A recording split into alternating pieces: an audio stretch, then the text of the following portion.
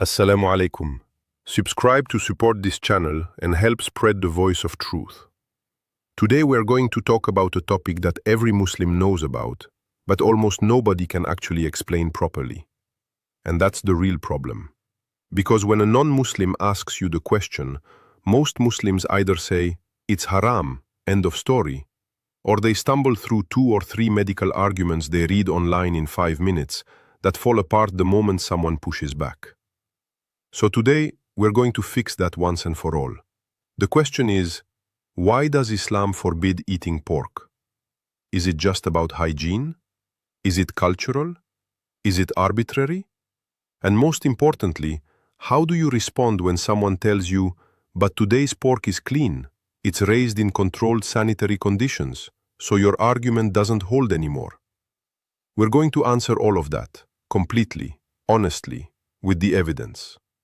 First thing, what does the Quran actually say? Because everything starts there. Not with a hadith, not with a medieval scholar. With the Quran directly. Allah says in Surah Al-Baqarah, verse 173, He has only forbidden to you dead animals, blood, the flesh of swine, and that which has been dedicated to other than Allah. This verse is repeated with similar wording in Surah Al-Ma'idah, Al-An'am, and An-Nahl, 4 times in the Quran. This is not a minor detail, it is an established rule, clear and repeated, and the word used in Arabic is haram, not makruh, not discouraged. Haram, forbidden. That is the starting point. Now let's dig deeper. Second thing, the medical argument, its strength and its limits. When most Muslims are asked this question, they go straight to the sanitary argument. Pork carries worms, parasites, trichinella, tapeworm, salmonella. And that is true. Trichinella spiralis, a parasite found in an undercooked pork, can cause trichinosis in humans. Taenia solium, the pork tapeworm, can invade the brain and cause neurocystic psychosis, one of the leading causes of epilepsy in certain parts of the world. Pigs are omnivores and scavengers by nature, consuming things that most other animals would refuse. All of this is real, all of it is documented. But here is the problem. Someone arguing in bad faith will tell you, with modern cooking, with European veterinary standards, with regulated slaughterhouses, those risks are eliminated, so your argument no longer holds. And at that point, many Muslims are stuck, because they put their entire argument in the medical basket, and when that basket is challenged, they have nothing left. So here is what you need to understand. The medical argument is one wisdom among many. It is a window into the reason behind the command. It is not the only reason, nor is it a sufficient one on its own. Third thing, the nature of Islamic obedience. And this is where many people, including some modern Muslims, have a conceptual problem. In Islam, obedience to Allah does not depend on your ability to rationalize every single command. That is the very definition of submission. The word Islam comes from salama, meaning peace, and istislam, meaning surrender. You submit yourself to Allah. Does that mean we are mindless followers who obey without thinking? Absolutely not. Islam encourages reflection. The Quran says, "Will you not then reason?" Dozens of times. But there is a difference between seeking the wisdom behind a command and making your obedience conditional on fully understanding that command. Allah Azza wa Jal is Al-Hakim, the perfectly wise. He does not legislate out of whim, but His wisdom surpasses human intellect. And if you could fully understand everything with your limited mind, then Allah would be at your level, and a God at your level is not God.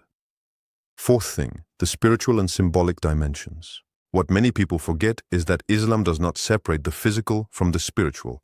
What you eat has an effect on your soul. What you introduce into your body is not spiritually neutral. Islamic scholars have spoken about the concept of al-ghidha wal-akhlaq, food and character. What we consume influences our spiritual state, our relationship with Allah, and the quality of our worship. This is not an isolated Islamic idea.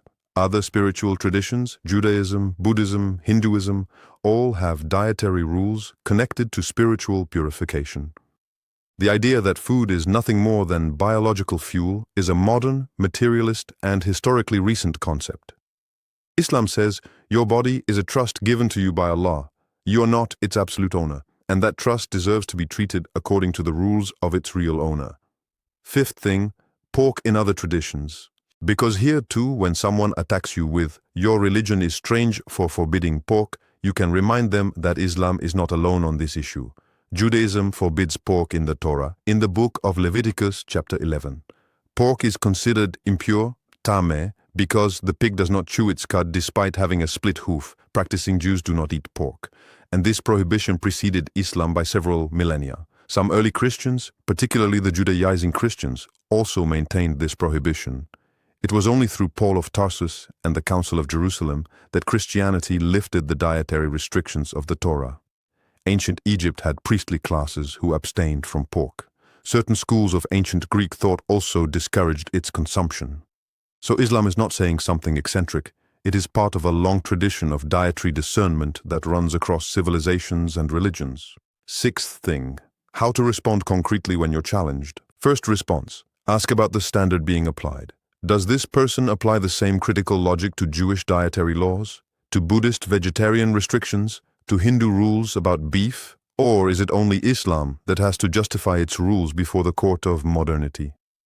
Second response, distinguish between wisdom and obedience. You can explain medical reasons, spiritual reasons, symbolic reasons, but you do not make your obedience conditional on your ability to explain everything.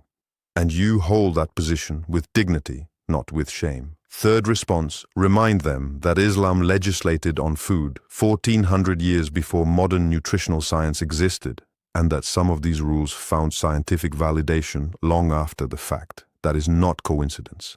That is consistency. Fourth response, ask your listener why they eat or avoid certain things themselves. Do they not also have food rules, aversions, limits? Nobody eats everything. The question is not whether we have rules. The question is where those rules come from and whether they deserve to be respected. Seventh thing, a warning for Muslims. Do not reduce the prohibition on pork to a medical argument alone.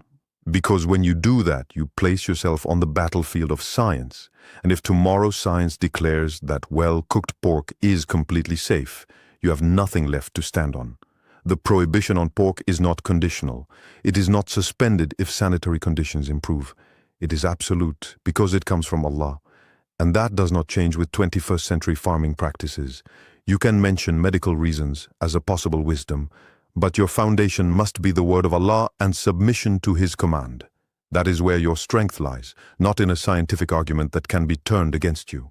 To wrap up, the prohibition on pork in Islam is clear. Repeated 4 times in the Quran, shared with other major religious traditions, supported by documented medical reasons, framed within a spiritual vision of food and the human body, and grounded ultimately in submission to Allah al-Hakim, the perfectly wise.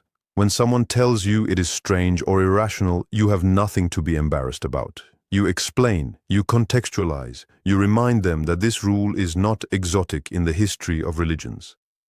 And if after all of that the person still insists, you smile and say, you may not yet have the tools to understand, but the tools are available. You just have to genuinely look. May Allah grant us understanding of our religion and firmness in our faith. Assalamu Alaikum wa rahmatullahi wa barakatuh.